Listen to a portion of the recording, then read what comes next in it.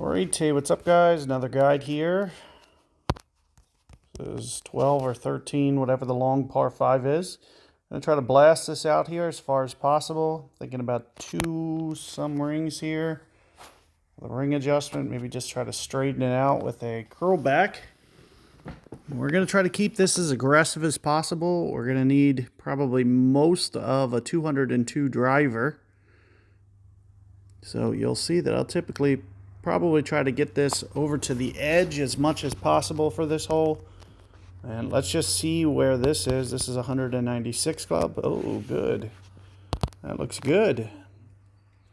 So let me take a look here.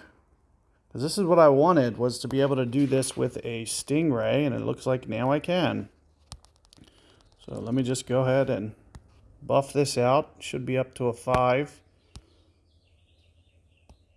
Whoops, wrong one. Bag setup. We're going to go Stingray 5. Of course, if you have a 6, even better. This is going to be a little bit limited with the 5. Let's go to Woods 5. Looks good to me. You get a little bit more ball guide on your 6. So we'll make for an easier shot. 3-6. We're going to go maybe 5-8, I'm thinking. 5-8 rings. There's no overplay on this. Ah, look at that. It's just short.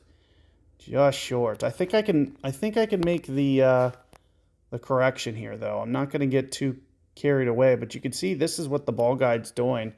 And it's allowing me to be just a little bit better with this adjustment. So I'm thinking maybe somewhere around here. I think I can make this adjustment. I hope I'm not wrong. So what I'm going to do is I'm going to kind of pick a spot. And you can see 5-8 rings, like I said.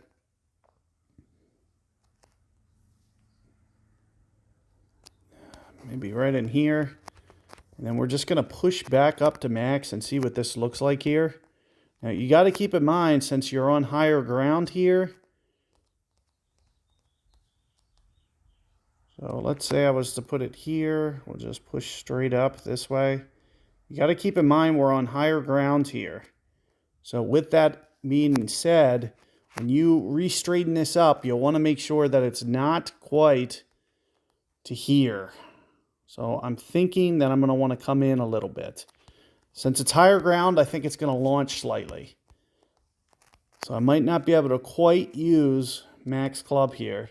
I'm thinking maybe right on the fairway edge for this shot. So you can see I'm just kind of just gently coming back. And this should help it from launching. Let me just re-straighten this out and see what it looks like. Because I'm expecting it to launch at least maybe half a ring, which is going to make it land about here, which is what I want. So now it's doing essentially what I want. So let's see what we got with our spin and everything.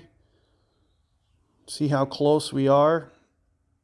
You can see how it hits that downslope very aggressively, and it looks like a little bit out of control. Unfortunately, I hit too much of the downslope. As you can see, it went long, but you get the gist of what I'm trying to do there. I'm trying to, and you know, I just need to pull back just another inch. It's really going to come down to exact science. You're going to have to be pretty exacting with the way that you do this now, because every little tick mark is going to matter, as you can see. That's exactly what happened with that shot. But we should be able to make this from the back. So all we'll need is our ultimate shot. You'll see I'm keeping this ball guide plenty short as well, because it's only a 5. So there's a lot of missing ball guide on this.